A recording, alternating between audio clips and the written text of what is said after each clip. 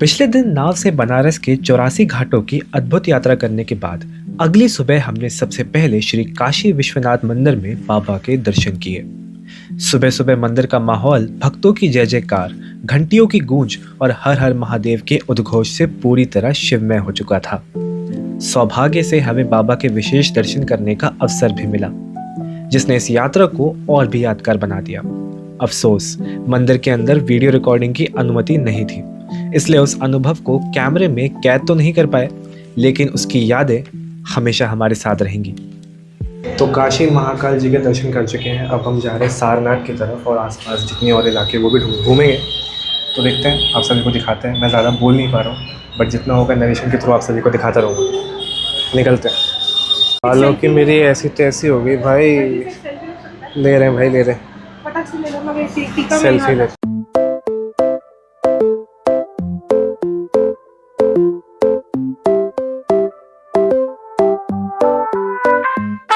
बाबा का आशीर्वाद लेकर हम अपनी अगली मंजिल सारनाथ के लिए निकल पड़े, लेकिन रास्ते में हमने सोचा कि क्यों ना काशी हिंदू विश्वविद्यालय यानी BHU परिसर में स्थित नया विश्वनाथ मंदिर के भी दर्शन किए जाएं। बनारस की आध्यात्मिक यात्रा में यह स्थान भी अपनी एक अलग पहचान रखता है। इस विश्वविद्यालय की स्थापना महान शिक्षावाद और स्वतंत्रता सेनानी पंडित मदन मोहन मालवीय ने इस सोच के साथ की थी कि शिक्षा के साथ भारतीय संस्कृति और अध्यात्म भी जुड़े रहें। इसी उद्देश्य को आगे बढ़ाते हुए इस भव्य विश्वनाथ मंदिर का निर्माण कराया गया। सफेद संगमरमर से बना यह मंदिर अपनी ऊंची शिखरों, शांत वातावरण और दिव्य आभा के लिए जाना जाता है। यहाँ दर्शन करते हुए सच में ऐसा लगा कि बनारस की आध्यात्मिक ऊर्जा का एक अलग ही रूप देखने को मिल रहा है। कुछ पल इस शांति को महसूस करने के बाद हम अपनी अगली मंजिल सारनाथ की ओर रवाना हो गए।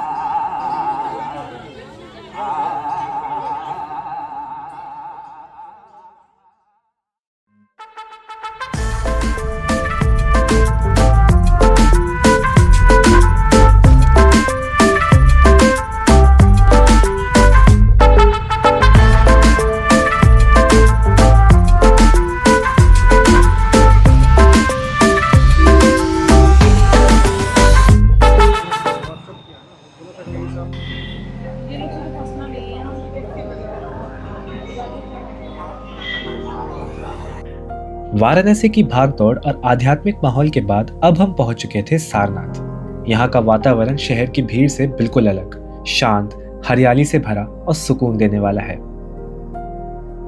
यही वह पवित्र भूमि मानी जाती है जहां भगवान बुद्ध ने ज्ञान प्राप्त करने के बाद अपना पहला उपदेश दिया था, जिसे धर्म चक्र प्रवर्तन कहा जाता है। यहीं से बौद्ध धर्म की शिक्षाओं का प्रसार शुरू हुआ। जी हाँ, मैं सारनाथ में हूँ इस वक्त, और 19वीं सदी में इसे डिस्कवर किया गया था, और ये पहली जगह है जहाँ पर भगवान बुद्ध ने उपदेश दिया था, यानी कि फर्स्ट सर्मन। आप देख सकते हैं सारनाथ में जगह जगह भगवान बुद्ध की विशाल प्रतिमाएं और सुंदर बौद्ध मंदिर देखने को मिलते हैं। इन मंदिरों की सादगी और यहाँ का शांत वातावरण मन को एक अलग ही शांति का एहसास कराता है। ऐसा लगता है जैसे समय यहाँ कुछ पल के लिए ठहर गया हो।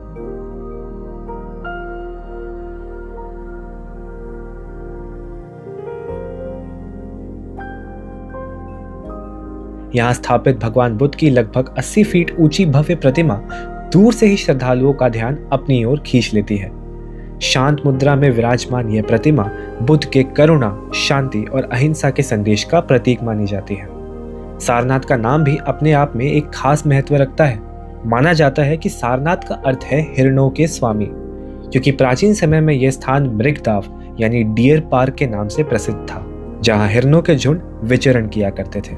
इतिहास की बात करें तो सम्राट अशोक ने 3री शताब्दी ईसा पूर्व में यहाँ कई स्तूप, विहार और स्तंभ बनवाए थे ताकि भगवान बुद्ध की शिक्षाओं को संरक्षित किया जा सके। भारत का राष्ट्रीय प्रतीक अशोक स्तंभ का सिंह शीर्ष भी इसी सारनाथ से मिला था, जिसे आज पूरे देश की पहचान के रूप में अपनाया गया है। यही वजह है कि सारनाथ से बौद्ध धर्म का ही नहीं बल्कि भारतीय इतिहास और संस्कृति का भी एक बेहद महत्वपूर्ण केंद्र माना जाता है।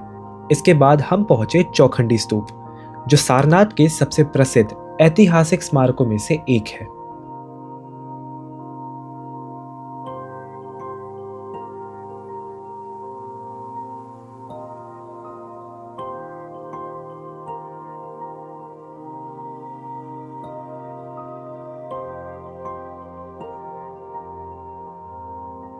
ट्राइपॉड यहाँ पे अलाउड नहीं है, लेकिन हम रिकॉर्ड कर सकते हैं।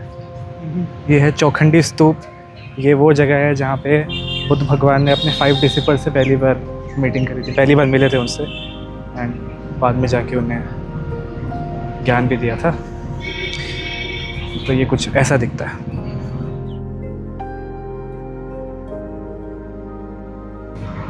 हाँ, मतलब अपने 5 डिसिपल्स से पहली बार यहाँ पे मिले थे, और उसके बाद इनलाइटनमेंट के बाद, उसके बाद जो पहला सरमन दिया था वो शायद आगे दिया था।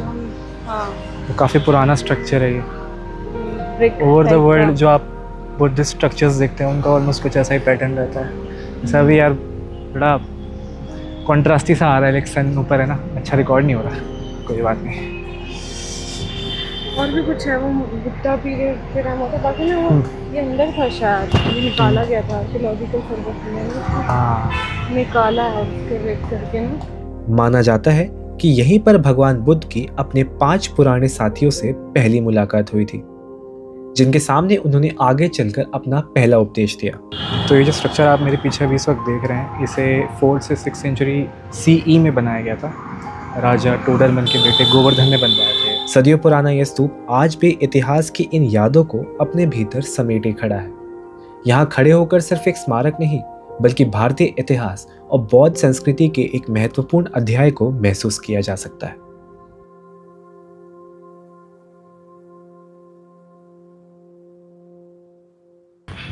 गर्मी लग रही है, उमस काफ़ी ज़्यादा है, बारिश तो अभी तक हुई नहीं। अब बाद में हट भी लगेगा।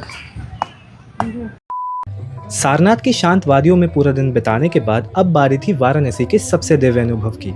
शाम ढलते ही हम पहुंच गए 10 अश्वमेध घाट भव्य गंगा आरती के लिए।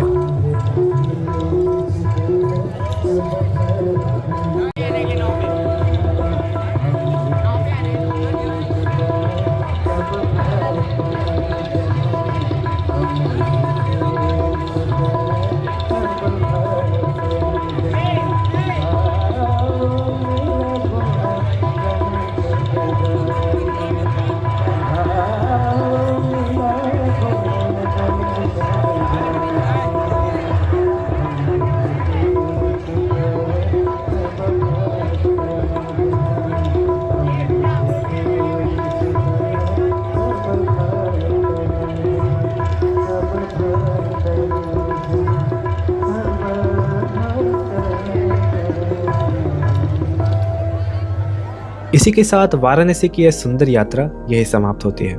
अगर आपको यह सफ़र पसंद आया हो तो वीडियो को लाइक करें, अपने दोस्तों के साथ शेयर करें और ऐसी ही नई वीडियोस देखने के लिए चैनल को सब्सक्राइब करना बिल्कुल ना भूलें। मिलते हैं बहुत जल्द एक नई जगह, एक नई कहानी और एक नए सफ़र के साथ। तब तक के लिए हर हर महादेव।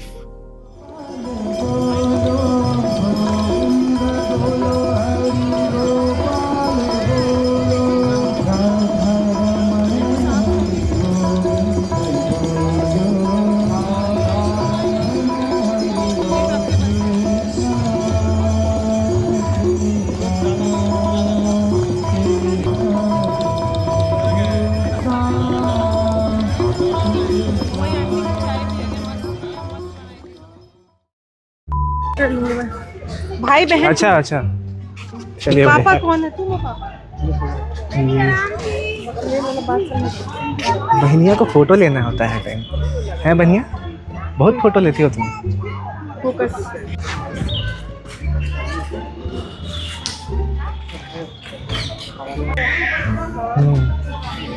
फोटो लिए जा रहे भाई। हाँ लीजिए लीजिए लीजिए।